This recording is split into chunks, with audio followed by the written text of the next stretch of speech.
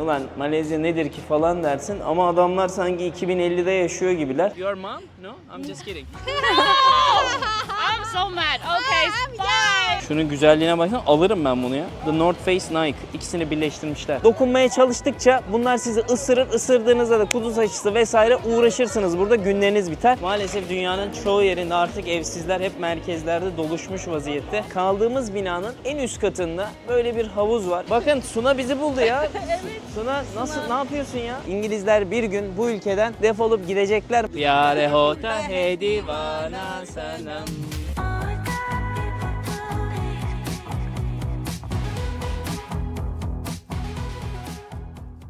Günaydın, günaydın, günaydın arkadaşlar. Şu anda sizlere çok iyi bir manzaradan sesleniyorum. 37. kata çıktık. Kaldığımız binanın en üst katında böyle bir havuz var. Infinity Pool diye geçiyor. Malezya'da Axiom Building diye kaldığımız yer. Axiom Building Booking Bintang diye geçiyor. Sadece geceliği 32,5 dolara geliyor. Yani suite odası artı böyle bir konsepti artı birazdan jimler, saunalar falan hepsini göstereceğim. Kafayı yersiniz ya. Dünyada dediğim gibi kaldığım en sayılı böyle uygun fiyatlı yerlerden bir tanesi. Biz Bali'de az önce Eylül'le bunu tartıştık. Dedik ki beraber bir gün cime gidelim. Saunasına, sunbath'ine girelim. Konaklaması sadece cime gideceğiz. Kişi başı 20 ile 30 dolar arasında falan vereceğiz. Yani toplamda 40-50 dolardan aşağı veremeyiz. Burada böyle bir konsepti 32,5 dolara almak inanılmaz muazzam güzel. Gelin size biraz burayı dolaştıralım. Malezya'nın biraz tarihçesinden, biraz gidilecek yerlerinden ve gerçekten de burada yapılması gereken her şeyi göstermiş olacağız. Böyle devam edelim. Merhaba. Burada da bir kişi yayın yapıyor, Türkçe de konuşuyor. Muhtemelen ama İran Türk'ü falan olabilir. Havuzda aileler falan da var. Burada biz fark ettik ki asansöre binerken çok fazla aile falan da kalıyor. Yani geldiğinizde aile odası gibi düşünebilirsiniz buraları. Çünkü Malezya gençlerin böyle ulan hadi gidelim de bir Malezya yapalım dediği bir yer değil açıkçası. İnsanların daha çok geçiş alanları. Ama herkes güler yüzlü yani. Güvenlik mesela normalde yapar ya başka yerlerde. Ulan çekmeyin falan der. Burada öyle bir şey yok. Çok çok iyi. Eylül sen nasılsın ya? İyi hissediyor musun bugün? Bugün güzel yerleri gezeceğiz seninle beraber. Şimdi jimnazyum, sauna, steam bath kısmı var. Oraya gidelim. Böyle bir oturma alanı yapmışlar. Burada sigara içmek yasak. Ayakta sigara içmek serbest. Ya da şurası sigara salonu gibi duruyor. Evet. Sigara salonu burasıymış. Ya manzaraya baksanız abi. Ulan Malezya nedir ki falan dersin ama adamlar sanki 2050'de yaşıyor gibiler.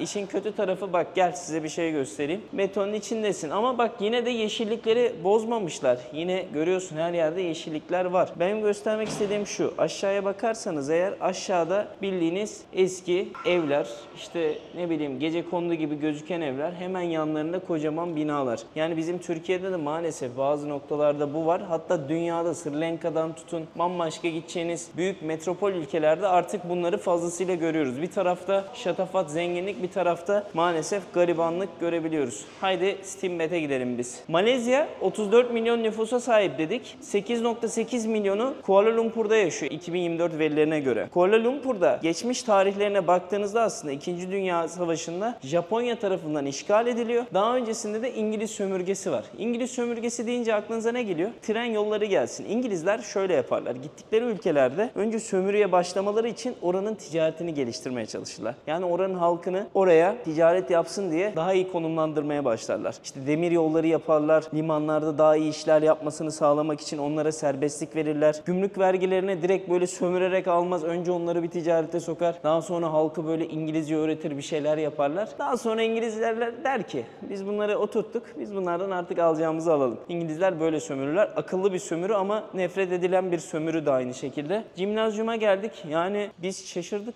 Çünkü markalar, malzemeler çok iyi. Kız TikTok çekiyor. Bak. Dans ediyor. Aletler vesaire bu şekilde arkadaşlar. Teknojim'in gayet güzel yani. Şu şeyi de görelim ya Eylül. Sauna beti falan da görelim. Hadi gel. Çok iyi. Havadar bir de yani tertemiz. Çok hoşuma gitti. Spor yapılır burada. Kesin yaparsın. Kesin yaparım. Her gittiğim ülkede kesin yapmışımdır. Özellikle spor salonu olan otel seçti. Kesinlikle dedim ki yani boş geçemem. Asla yapamam. Bu şekilde arkadaşlar tuvalet gibi bir yerden giriyorsunuz. Şöyle duş, tuvalet kısmı. Burada da sauna kısmı var. Çok da girmeyeceğim. Kadınların oraya girdim. Çünkü erkeklerin orası şu anda kapalı. Dedim hani gelmişken Eylül açtı gösterelim. Yani güzel. Hem spor salonu hem sauna beti vesaire olması. Üstüne bir de saunanın kadınlar için aktif olup erkekler için olmaması da biraz Yani şov oldu. Yine erkekler garibanlar ezildiler ya. Acıktık değil mi? Ben çok acıktım. O zaman bir kahvaltı yapalım hadi. Çok acıktım. Hadi bir kahvaltı yapalım. Senin bugün outfitin çok iyi oldu ya. Pembe bir de beyaz şort. Hani The Sezar olmadı bu sefer ama Sezar Kadın Collection çıkarsaydı onu giyerdim. olurdu. Hadi var gidelim. gerçi değil mi? Var. Az da olsa var içinde biraz. Oraya Haberiniz ben olsun arkadaşlar. Kadınlar olarak bakabilirsiniz oraya. Hadi gidelim kahvaltı yapalım. Ne yiyelim? Buluruz bir şeyler. Binayı övdük ama birazcık gömelim ya. Ulan dakikalardır buradayız ya. İnemedik. Asansör çok geç geliyor. Çünkü 6 tane var sadece. Bazısı da bir de çalışmıyor. Delirmek üzereyiz. Kapalı kapılar ardındasın. Bir de insan klostrofobik. Değil mi? Bayıyor insan ya. Bak şu 32'ye geldi. 16'ya çıktı. 17. Bir de kimse 37'ye gelmiyor. Ne zaman gelecek onu da bilmiyorsun ya. Hani belki akşama kadar bekleyeceksin. Yani başka çıkış yolu Yok. da Yürüsek terin suyun içinde kalırız. Değişik. Yani binayı överken 8. gömme... kat, 8. katta yürüyemezsin yani. Bitmez. Bana geliyor vallahi 33 ay 28. Nasıl kaldı?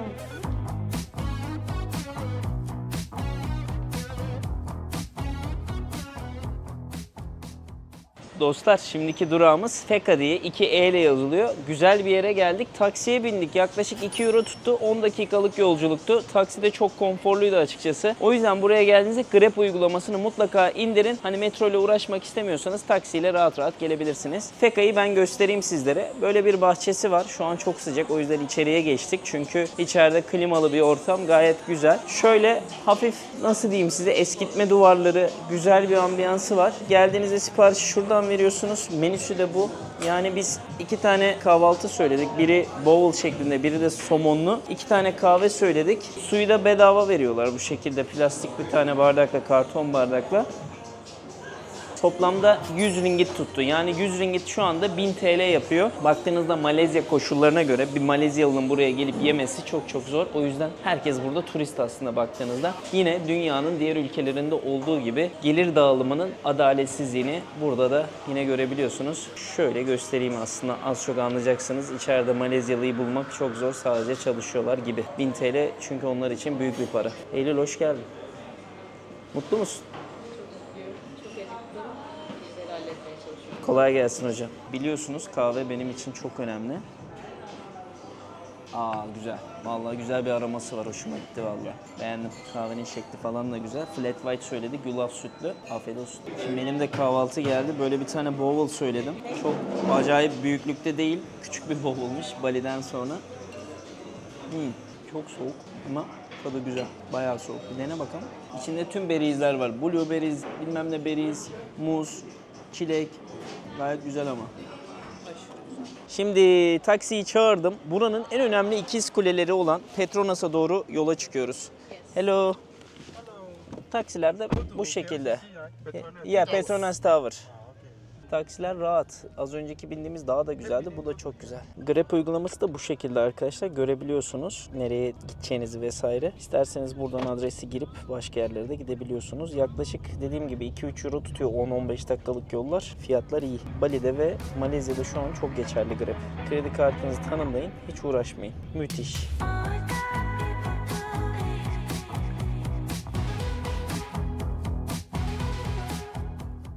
Şimdi Malezya denince akla gelen yer Petronas Towers. Petronas Towers anlatmadan önce yarım kalan bir hikayeyi tamamlamak istiyorum. Az önce bahsetmiştim. Demiştim ki İngiliz sömürgesinden çıkan bir ülkeden bahsettik. Yani İngiltere'nin hala izlerini taşıdığı, ülkedeki gelişimin aslında büyük bir sebebinin ilk baştaki olayı İngilizlerden başlıyor. Zamanında Malay Boğazı insanların kontrol etmek istediği. Çünkü öyle bir stratejik yapıda ki tüm Asya'yı diğer ülkelere bağlayan konum aslında Malezya. Baktığınızda uçuşların hepsi de şu anda Malezya'dan ve Singapur'dan kalkar. Çünkü şu anda Asya ve diğer ülkeleri bağlayan tam orta nokta. Nasıl Türkiye ki coğrafi konum olarak tam dünyanın merkezi konumlanmış şekilde ise Asya'nın da şu anda merkezi konumlanma yeri Malay Boğazı'ndan bahsedebiliriz. Yıllar evvel işte İngiltere sömürüsünden sonra 1942-1945 yılları arasında ne oldu? İkinci Dünya Savaşı'nda Japonya burayı işgal etti. Japonya işgal ettikten sonra Malezya halkı bayağı zorlandı. Yani O dönemin koşullarına baktığınızda Japonya ne kadar şu anda günümüzde iyi bir ülke gibi gözükse de o dönemde Asya'yı mahveden ülkelerden bir tanesi Japonya'ydı. Çoğu insana acı, çoğu insana zulüm çektirdi. Böylelikle Malezya, Singapur gibi ülkelerin o dönemde aslında zihinsel yorgunluklarının ortaya çıkmasında da Japonya etkili oldu. Tabii Japonya o galibiyetle aslında insanların kafasında şunu oturttu. İngilizler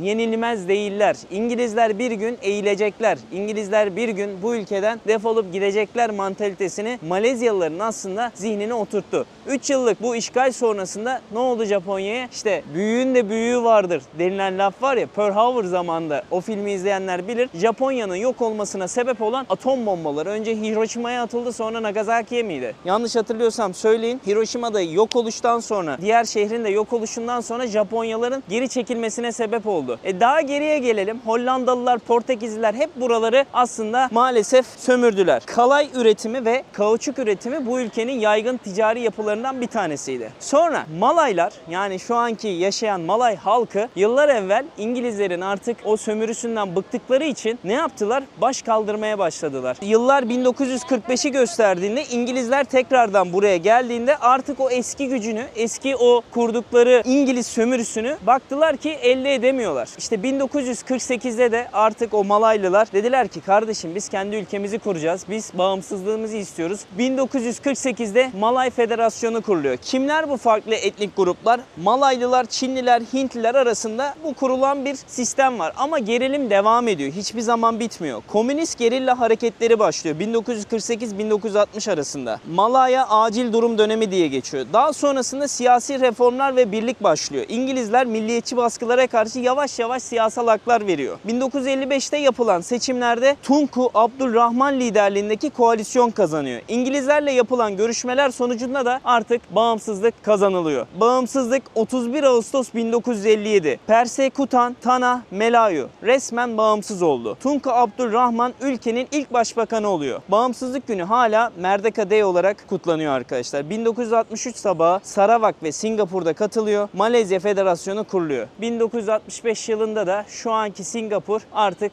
o zaman da onlar da bağımsızlığını ilan ediyor ve böylelikle Malezya bağımsızlığını kazanıyor. Gelelim Petronas kulelerinin hikayesine arkadaşlar. Buranın şu anda devlet olarak petrol şirketlerine kullandığı, devletin kurmuş olduğu şirkettir Petronas. Çok büyüktür. Yani hatta şu anda bazı sponsorlukları da vardır. Bu Malezya Grand Prix'te F1'in sponsorluğunu da yapmıştır. Bu ikiz kulenin aslında farklı bir hikayesi daha var. 1998-2004 yılları arasında bu Petronas ikiz kuleleri dünyanın en büyük kuleleri olarak adlandırılıyor. Tabii sonradan neler çıktı ortaya biliyorsunuz. Burj Khalifa çıktı, başka daha bir sürü binalar çıktı. Artık bu o görkemi kaybetti insanların gözünde. Çünkü baktığında ben şu an buradayım ve şunu hissedebiliyorum. Lan sanki Dubai Mall'un hemen dibindeyim. Su gösterileri, İşte bir tane tower, burada 2 tane, orada bir tane. Bunu fazlasıyla yansıtmışlar o dönemde. İşte bunlar da aslında etkilenmeler. Zaten bu mimari de biraz da Arabic style denilen bir mimariden etkilenerek yapılıyor. 1993'te başlanıyor yapımına, 1998'de bitiyor. Mimari Arjantin asıllı Amerikalı mimar Cesar Pelli. İsmimiz de benziyor. Cesar. Cesar'dan boş iş çıkmaz zaten biliyorsunuz. Yükseklik 452 metre, kat sayısı 88 kat.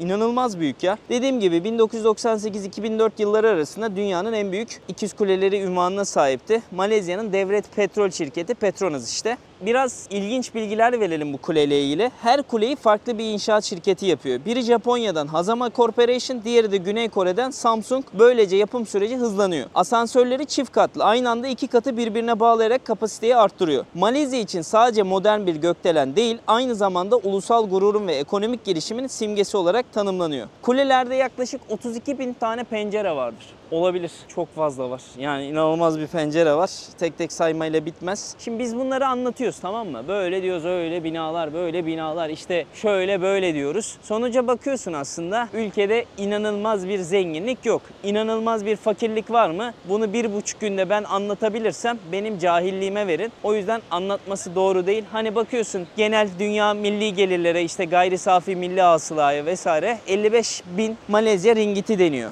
Yani ne yapıyor? Yaklaşık 10.000 10.000 dolar, 10.000 euro civarında falan yapıyor. Ya baktığında halk inanılmaz zengin değil. Zaten dolaştığında anlıyorsun ama yine ben şunu kesin ve net olarak söyleyebilirim. Bu kadar farklı etnik grubun bir arada yaşadığı bir toplumda hala huzursuzluğun, güvensizliğin olmaması müthiş bir olay. Yani insanların bu kadar uysal olması. İşte bir tarafa gidiyorsun tapınak var, bir tarafa gidiyorsun Hristiyanlar var, bir tarafa gidiyorsun Müslümanların büyük çoğunluğu burada yaşıyor. İlginç yani, helal olsun, bu kadar farklı bir etnik grubun içinde barışı sağlamaları güzel. Aynı zamanda Müslümanlığın yaşadığı bir toplumdaki o hisleri de burada fazlasıyla yaşıyorsun. Güzel. Yani Petronas Tower'da bu kocaman ülkenin en büyük bağlantısı olarak adlandırılıyor. Buraya da geldiğinizde tabii ki de Malezya, bunun önüne gelip işte su görüntüsünü izleyebilirsiniz. Güzel bir ambiyans, bahçeler vesaire var. Yani tamamen şehrin içinde doğayı da hissediyorsun. Hatta palmiye bile var ya. Hani diyorsun ki ulan ne işi var diyorsun ama var yani. O görseli de korumuşlar. Evet, Petronas binası böyle. İsterseniz yukarı çıkıp yukarıdan şehri de izleyebilirsiniz. Fakat bizim bir günümüz olduğu için böyle bir şey için kullanmayacağız. Sizlere Malezya'nın başka kısımlarını da göstermek istiyoruz. Bir günde ne kadar yapabilirsek o kadar yapacağız. O yüzden ne yapıyorsunuz? Bir tane beğeni, bir tane yorum bırakırsanız çok çok seviniriz. Hem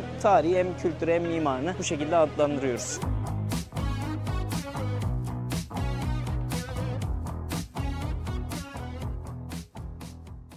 Şimdi dostlar nereye gidiyoruz? Merdeka Meydanı'na gidiyoruz. Yine taksi tuttuk. Yine yaklaşık nereden baksanız 2,5 euro falan tuttu. Şöyle bir Toyota tuttuk. Bineceğiz. Hadi gidelim. Evet. Neredeyiz arkadaşlar? Merdeka Meydanı'na geldik. Merdeka Square diye geçer. Merdeka'nın kelime anlamı özgürlük. Şu anda arkamda görmüş olduğunuz bayrak tam 100 metrelik bir direkten. Yani dünyanın en büyük göndere çekilmiş bayrağına bakıyorsunuz aslında. Malezya bayrağı. Burada da turistler böyle koşuyor, bir şeyler yapıyorlar, video çekiyorlar. Bir konuşalım şunlarla ya. Nerelilermiş merak ettim. Nice photos ha? Where are you from? I'm from China. China. China. China. Ni hao ma. 你好。 Ni hao. Cesar. My name is Cesar. You? Oh, my name is Hazel. Hey Zo. I'm Cecilia. My new English name.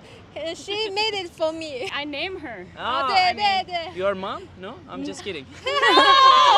I'm so mad. Okay, I'm bye. young. Bye. I'm younger. Did you like Malaysia? Yes. So Like good, it. yeah? This is the first Just day we arrived here. arrived here today. Ah, next, where you gonna go? Gonna go Singapore And then? and then come back. Come back China. Where do you live in China? To this I place, come back Huh, Geelong here. Port Yeah. and then go back China. Where do you live in China? Beijing, Beijing. the ah. capital city. Which is better, China or Malaysia? Of course, China. Which is the best country? China. She is honor, you know.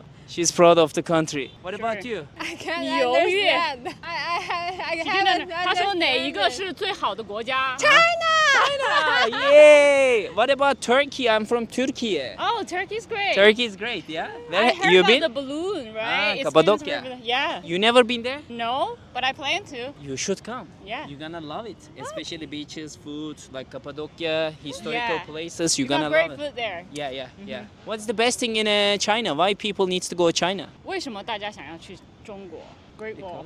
Great Wall, yeah, Great Yeah. Wall, but not Great Wall. Other thing. 什么意思？就是长城。哦 We got Great no. Wall and we got very international city like Shanghai. And also futuristic, you know, like the architecture. building. Buildings like the lifestyle. Yeah. Yeah. The lifestyle is very cheesy, cozy. Cozy. Sorry, use the wrong word. Cheesy. Your English is very good. How did you get it? Majored in English, Oh. maybe for like 3 years. So good, really. Thank And you. your accent is so good when you compare the Chinese people. When I heard that before, Yeah, American accent. American accent. I I really like it. I want to make it like that. Maybe Really? one day, huh? Uh huh. One day. Yeah. So you're gonna get some photos for Instagram, huh? No. Are you For influencer? No. No? 他问我们是不是网红 No. Oh, no. Just for fun, Yeah, just for fun. like we do. We have YouTube channel. just We are assume. showing around the world. Yeah, I work for a TikTok. parent company of TikTok. I used to. Oh, Yeah. can you show my profile more in TikTok? No, I can't because I quit from that. You company. quit? Yeah, I quit. The TikTok then. No, I'm it's just a great kidding. company. Great company. Yeah, I Okay. like it. Very nice to meet you, girls. Nice You're to so meet nice. you. Thank you so much. Thank you. Thank you. Have a lovely day. So you are influencer? Yes, we are Um, influencers. I can show my profile if you want. You can Oh. subscribe. Oh, sure. Yeah, give me your phone. But we don't have YouTube. You don't have YouTube? Why? Right 小红书怎么说？ Vardır vardır. Kendi Because YouTube'ları we var. need to VPN to get Yeah, on. VPN, yeah. So, okay. Uh-huh. You don't need to watch. How many followers do you have? 300,000. What? You are big! Oh my god! Instagram almost 1 million. What? What the fuck? Say hi. Say hi for Hi. Turkey. Hi. Do you want to say Hello. something your My name is relatives? Hazel. My name is What's your real name? No, it's English name. My What's your Chinese real name? name, Chinese Chinese name. Chinese name? 你叫什么 You 名 forget your 字？ name? 李宇航。 Li Yuhang. You? 李宇 I'm 航。任航。人航。 My name is Sezan. No, you're kidding. Nice to meet you. Nice to meet you. See you. Take See ya. care. See you. See you. İşte Merdeka sokaklarına geldiğinizde böyle Çinli arkadaşları görünce sohbet edin. Çok güzel Çinlilerdi. Gördüğüm en eğlenceli Çinli olabilirler. Ne kadar değil mi? Çok Evet, iyiydi çok ya. tatlılar. Kızın İngilizcesi de çok iyiydi bu arada. Çinliler genelde gerçekten İngilizceleri baya böyle hani bizim İngilizce daha iyi öyle söyleyeyim size Evet. Türkiye'deki aynen. Şimdi İngilizce arkadaşlar Asya'nın çoğu yerinden daha iyi. değil mi? Tabii canım. Sen peki İngilizceyi nerede öğrendin? Çok iyi senin İngilizce. Konuşa konuşa. Bali'de. Bali'de. İlk Bali'de mi başladı yoksa Türkiye'de var mıydı? Ben 2 üniversite bitirdim İngilizce. Vay vay vay vay. 2 üniversite bitirdi yanımızda kamera taşıtır. Utanmam lazım kendimden. Şimdi arkadaşlar Eylül'ün üniversitesini bitirdiğimize göre Merdeka sokaklarındayız. 31 Ağustos 1957'de burada bağımsızlıklarını ilan ediyorlar. Merdeka'nın da zaten Türkçedeki anlamı özgürlük ifadesini anlatıyor. Şimdi şurada görmüş olduğunuz Malezya bayrağı var ya, biraz da gelin Malezya bayrağından bahsedelim size. Şimdi Malezya bayrağına Jalur Gemilang denir ve her rengiyle sembolü özel bir anlam taşıyor. 14 kırmızı beyaz çizgi Malezya'daki 13 eyalet ile federal hükümeti temsil ediyor. 14 köşeli yıldız yani Bintang Persekutuan ulusal birlik ve eşitliği simgeler. Her köşe eyaletler ve federal yönetimin eşit hatlarını gösterir. Tüm bayraklarda olduğu gibi hilal yani ay İslam'ı yani Malezya'nın resmi dinini ifade ediyor. Koyu mavi zemin de halkın birliği ve uyumunu ifade ediyor. Sarı renk Malezya'daki Malay kralını simgeler. Sarı geleneksel olarak Malay hükümdarlarının rengidir. Yani bayrak hem ülkenin federal yapısını hem de İslam ve monarşi gibi temel değerlerini yansıtıyor arkadaşlar. Şimdi Merdeka Square'a geldiğinizde şurada aslında şu an tadilatta olan buranın en önemli ikonik yapılarından camileri var. Bu arkamda görmüş olduğunuz binanın adı Sultan Abdülsamet diye geçiyor. İngiliz Muriş mimarisiyle günümüzde şu anda hatta tadilatta ve geldiğinizde burada akşamları ışıklandırmayla çok daha iyi olduğu söyleniyor. Diğer videolarda izlemiştim. Daha da güzel gözüküyor. Meydan böyle çimlen alandan oluşuyor. Hatta yıllar evvel bu bağımsızlık savaşları vesaire olmadan önce burada İngilizler kriket oynuyorlarmış. Hey gidi İngilizler gelmişler tam Malezya'da kriket oynuyorlar.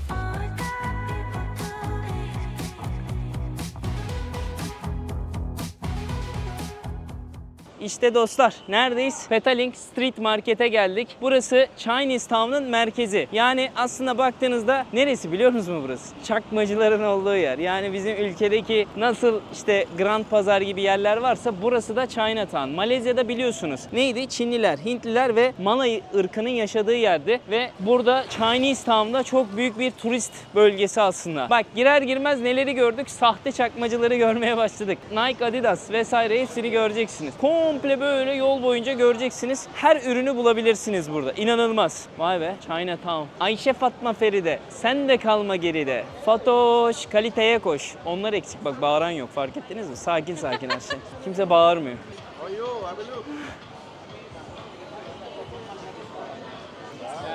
Thank you. Gördüğünüz üzere Çin motiflerini fazlasıyla görebiliyorsunuz burada. Lambalarına falan bakın. Her ülkede bir tane Chinatown vardır ha. İngiltere'de falan da gitmiştim. Çok güzeldi. Benim hep hoşuma gider. Abi çakma birebir Nike Air var. Gel bak. Kaç para? Yalnız bayağı kaliteli ha baktığında. İçi falan çok iyi yapmışlar. Şunun güzelliğine baksana alırım ben bunu ya. The North Face Nike. İkisini birleştirmişler. Yaratıcı. Gucci var mı? North Face, Gucci, Nike. Nike, Louis Vuitton. Acaba bunlar gerçekte de var mı? Ben şu an onu düşünüyorum. Enteresan. Bu caddeye sabahları ve akşamları gelebilirsiniz. Hareketli bayağı. Burada sokak yemekleri vesaire de var. İleride göreceğiz beraber. Güzel, keyifli. Yavaştan sokak yemekleri başlıyor. Bak benim ayakkabının birebir aynısı. Brother, this is more real, you know? Bak birebir. Bunların aynısını yapmışlar neredeyse. Ha. Çok iyi. How much like this? That's why I said 130 now for you. 130, 100 for me. Yeah. For YouTube, 50. Only one shoe, okay. Only one shoes 50. Okay. Then you put up like that. How much But you want? quality is very good my friend. 100 ne kadar ediyor? 100 ne yapıyor biliyor musun? 1000 TL yapıyor. 1000 TL baktığında şu an Türkiye'de çakma piyasasını bilmediğim için çok mu yüksek mi siz yorumlara yazın arkadaşlar. 1000 TL'ye satıyorlar burada. Birebir çakmasını yapıyorlar. Cheaper than 85. Come. Thank you amigo. Thank you. Bak yemekli yerlere geldik. Bir karpuz yiyelim mi ya? Bir karpuz yiyelim ya. Gel bir karpuz alalım. Hello. Yeah, what you want? Can I get a watermelon too? You want a cut? Cut. 5 ringgit. 5 ringgit. Bak burada ucuz ha. 5 ringgite alabiliyorsun burada. 50 lira. Başka bir şey istiyor mu? Goa mua mua. Ortaya karışık yaptırayım ablama. Pavyon misali. Yeah, this two watermelon. Thank you. Baksana two watermelon'u. Kocaman. Bir tanesi dandikmiş.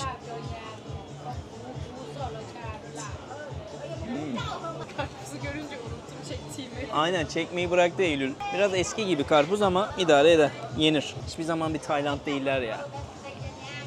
Bir zaman bir Diyarbakır değil. Bravo. Bak sağlı sollu gene devam ediyor yol komple. Bir orada bir burada. Buraya geldiğinizde Malezya bu sokağı gelin ziyaret edin arkadaşlar.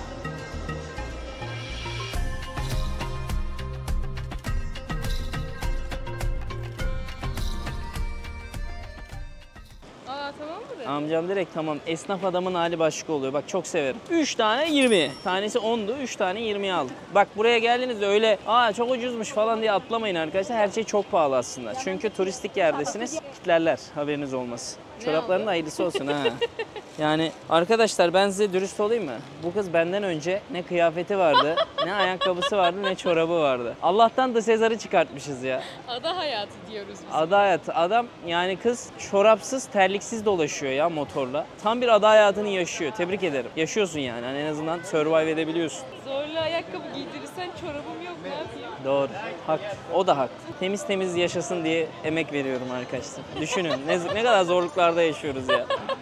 Bir çorabım bile yok. Yani çorap aldık. Çağıma birebir aynı. Çok iyi. Bravo kardeşim. Bak burada evsizlere yemek dağıtılıyor arkadaşlar. Sıradaki yerimiz de Central Market. Direkt şehir meydanının ortasında. Az önce görmüş olduğunuz evsizler vesaire tam merkeze geldiğimizi aslında hissettiriyor bizlere. Maalesef dünyanın çoğu yerinde artık evsizler hep merkezlerde doluşmuş vaziyette. İşte kendilerine 3-5 bir şeyler toparlayabilmek için. Böyle merkez market. Bana sorarsanız diğer o Çin Town'un olduğu yerdeki market çok daha keyifli. Burası biraz daha düzenli böyle. Muhtemelen belediye işin içine el koymuş. Stand paraları toplamış. Düzenli hale getirmişler. Öyle duruyor. Devam edelim bakalım buradan. Şöyle renkli renkli tatlı binalar da var bak. Çok güzel, çok tatlı olmuş. Ya bak küçücük bir renklendirmeyle aslında şehirler çok daha güzel hale geliyor. Hatırlarsınız Danimarka'da Bergen vardı. Pardon Norveç'te. Ne kadar renkli güzeldi değil mi? Ben Norveç'i özledim ya. Norveç çok başka bir hikayeydi benim için. Ben eminim siz izleyenler için de Norveç çok başka bir hikayeydi ya. Tekrardan öyle bir road trip yapacağız. Tekrardan.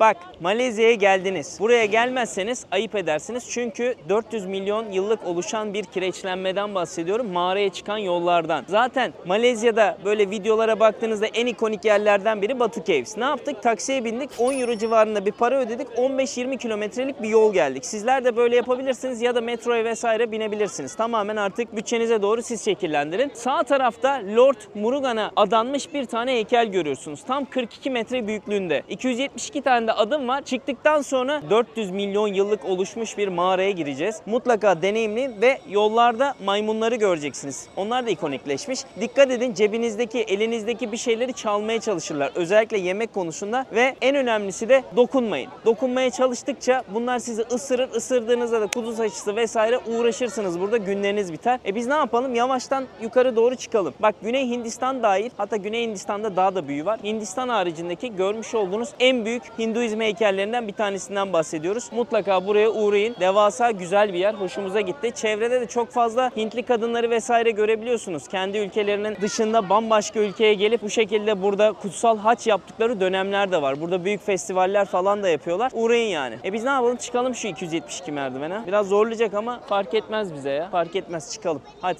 Şu anda yukarı doğru ilerliyoruz. Nefes nefese kaldığımız doğru. Dik bir merdiven ama öldürmüyor şu ana kadar. 272 basamak da manidar yani hani.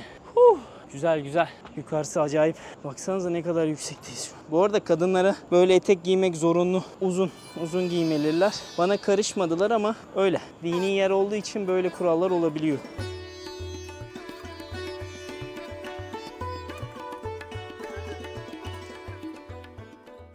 İşte o 400 milyon yıllık yer arkadaşlar. Yani böyle bir oluşumun içine giriyoruz. Hani girişte bedava, buraya gelmek de bedava. Bu inanılmaz görsele tanıklık etmek de bedava. İçeride az önce yarasalar falan da uçuyordu. Güzel, devasa bir yer, bayağı derin. Şuradan merdivenlerden devam ediyorsunuz. Oradan da devam edelim. Kutsal bir mabet. Burada festivaller vesaire yapıyorlar. Hinduların hac yeri bile deniyor. Hadi gidelim oraya doğru. Burası da mağaranın en üst noktası. Hatta böyle üstü açık. Şu kireçlenmeye oluşuma bakın ya. 400 milyon yıl ne demek ya? Biz 10 sene yaşıyoruz. Hemen şey oluyoruz. Burası da böyle görünüş. Çok görkemli, çok iyi. İşte o 400 milyon yıllık yeri ziyaret ettik arkadaşlar. Bundan sonraki durağımızda yavaştan ev olacak. Ev tarafında bazı şeyler göstermek istiyoruz. Sonrasında da bir yemek yiyeceğiz. Bakalım ileride işleri göreceğiz. Bir de buraya gelen insanlara bir şeyler sormak istiyorum. Acaba onlar için bura ne ifade ediyor? Şimdi bizler için, hani biz Türkiye'de yaşayan Müslüman insan için nasıl işte Sultanahmet çok ünlüyse onlar için de böyle yerler çok ünlü. Bir deneyelim şansımızı. Excuse me guys, can I talk with you? Ah, okay. Where are you from? India. India. So you live here or India? India. We only come here for 5 days. Just for here or you travel around? Travel around. around. What's the meaning of here for you? Because this is your religion, yeah? Very important in our Hindu culture. Okay, I have another question. Amir Khan or Shah Rukh Khan? Shah Rukh Khan. Shah Rukh Khan. All the way. What's the favorite movie? The Veer Zara. Ver Zara, yeah? Yeah. You also like Shah Rukh Khan? I like Shah Rukh Khan. Kal ho na ho. Yeah, sure. And you, bro? Which one?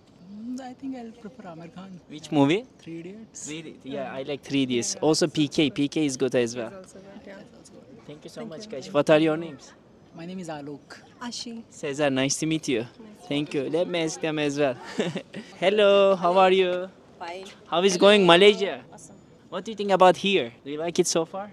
Yes, beautiful. This is your like religion, yeah, here. God. Yes. God, yeah, God. Vishnu. Vishnu got here? Or Melung? Meliguan. Different names. Yeah, different names. Name different. Name different. Okay. What about you? Shah Rukh Khan or Amir Khan? Shah Rukh Khan, of Shah course. Rukh Khan. Yes. What's the favorite movie? All. All? Yeah. Tell me one of them. Om Shanti Om. Om Shanti Om. And you? Yes. Same? Dilwale Dulhaniya le jayenge. The song is... Dilwale Dulhaniya. I think I know. What was the song? Tujhe te Tujhe jana jana sanam, pyar hota hai deewana sanam. Yeah, I like. No. It's another song. Huh? Tell me another song. Suraju Ahmaddam. Oh, you know all the songs. Yes. Some of them I know. I like Kabhi Khushi Kabhi Kabhi Gum. This Yes. is nice Kabhi movie Khushi as Gum, well. yeah. Amitabh Bachchan. Jaya Bhaduri. So where do you live in India? Bangalore. Banyo. Bangalore. Bangalore. Okay. So what's your favorite country India. in general? Yeah, India is our India. Okay. India. India. India is the best. India is the best. I think this year we're gonna come there. Great. Hopefully. Yeah. Kerala, Goa. What's happening in the temple? They are doing prayers. Yeah. How many times you pray in a day? 2 times. 2 times. 2 times. Morning and evening. Less than Muslim. Yes. Muslim 5 times Yeah. in a day. Yeah. हम लोग 2 ही टाइम करते हैं. Sorry, हिंदी में बात कर रहे हैं. Huh. Did you come to Malaysia to visit the temples or just to travel? Country. Overall देखने. country. Overall All country. the ends of the country. How many days? 6 nights, 7 days. Oh, nice. Enjoy your day then. Thank you so much. Thank you. Have a good day. Thank you. Shake hands. Yakışıklı. Nice to meet you. Thank you. Om Shanti Om. Namaste. We'll have a photograph with you. Of course. Let's go.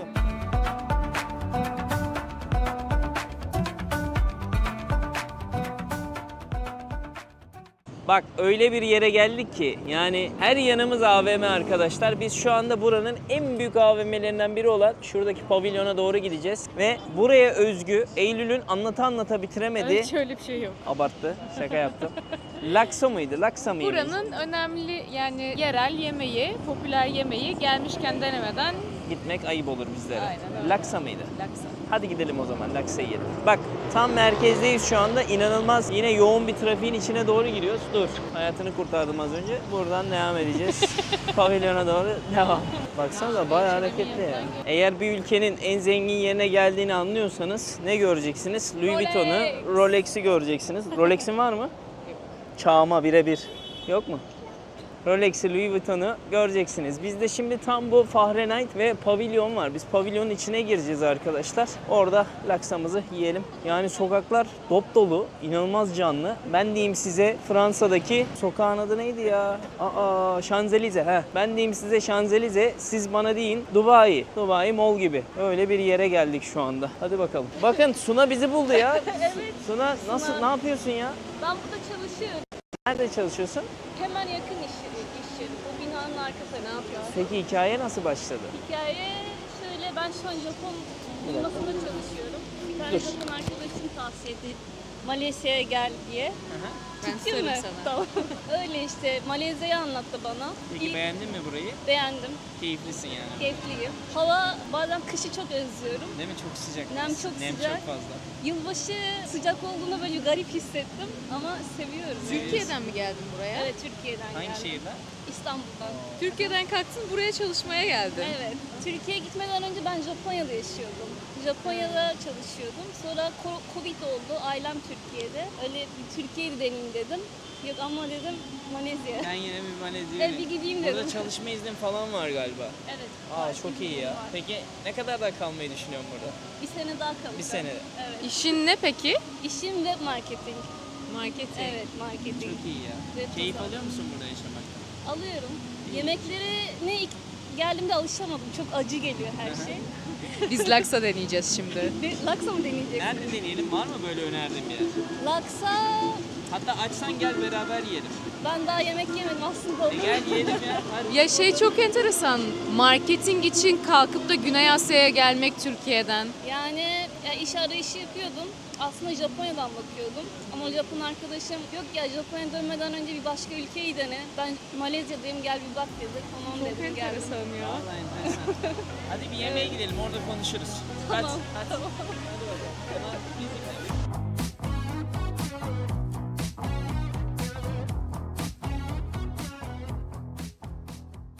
Şimdi laksa yemeye geldik. Madame Kıvans diye. Eylül bulmuş burayı. Yüksek puanlıymış. Deneyelim bakalım. Bir içeri girelim. İçerisi de bayağı güzel yani. Havadar. Madame Kıvan da herhalde bu mu? Madame Kıvan tatlı kanamış. Deyzem ya.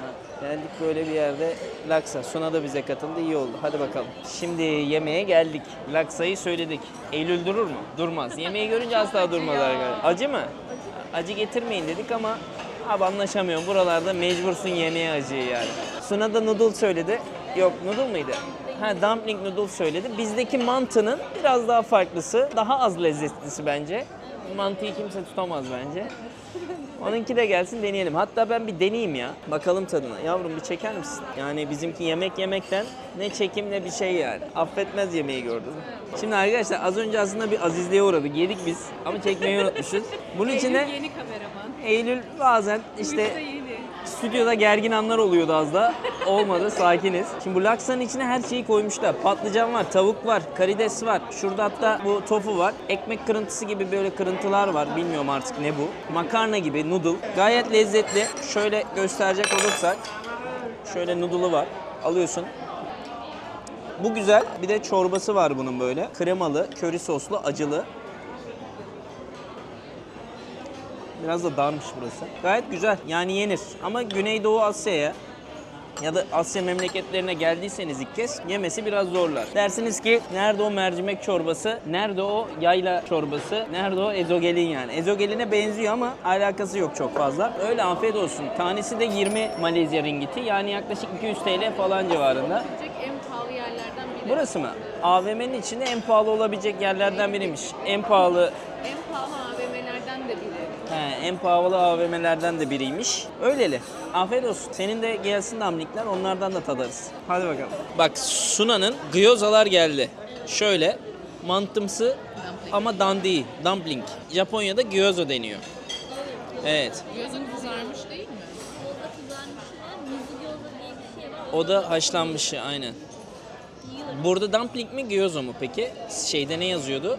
Dumpling mi yazıyordu? Hadi bakalım. Eylül'e bak nefes almadan yiyor burada arkadaşlar. Ben çok mutluyum siz video çekiyorsunuz diye. Yemek yemeye devam edebileceğim bu sayede. Afiyet olsun. Hadi bakalım Suna'nın görüşlerini de alalım. O da bayağı büyükmüş Suna ya. Valla.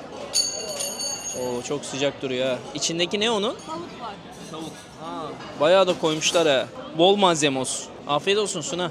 Güzel mi? Önerir misin insanlara? Öneririm. Çok hafif. Malezya'da böyle mideniz yorulduğu zaman bunlardan yiyebilirsiniz. Çok iyi. Afiyet olsun. Hoş geldin masamıza. Şimdi arkadaşlar bak yemin ediyorum size denemek için girdik. Tabakta yer bırakmadı. Ekmek olsa ekmeği de sürecek eve götürecek tabağı o derece yedi ya. İnanılmaz bir şey ya.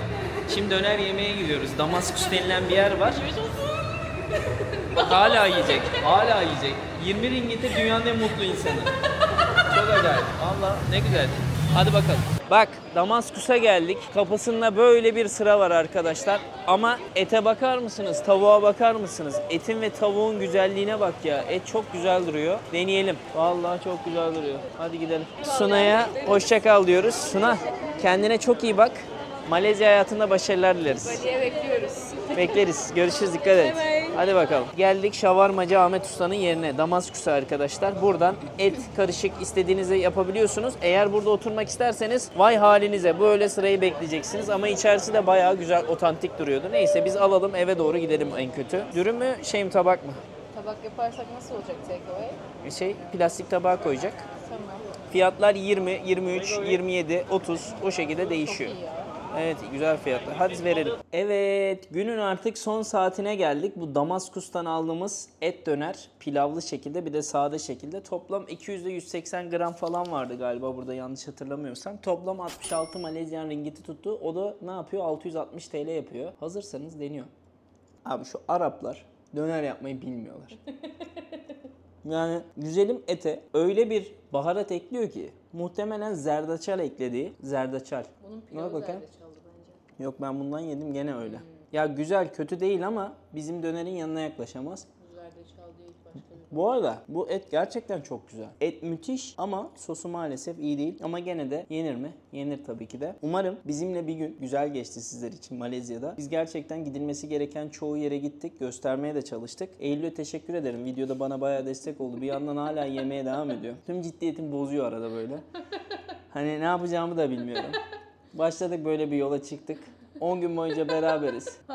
Hakkımız hayırlısı. Allah kaza bela vermesin bizlere. Öyle. Beğendiyseniz bir tane yorum bırakmayı, işte bir tane like'a basmayı, hype diye bir şey çıkmış onu yapmayı unutmazsanız çok çok seviniriz. Kendinize çok iyi bakın. Malezya'dan sevgiler. Yarın yeni yolculuğumuzda Kamboçya ile devam ediyoruz. Kamboçya videolarında görüşmek üzere. Hoşça kalın.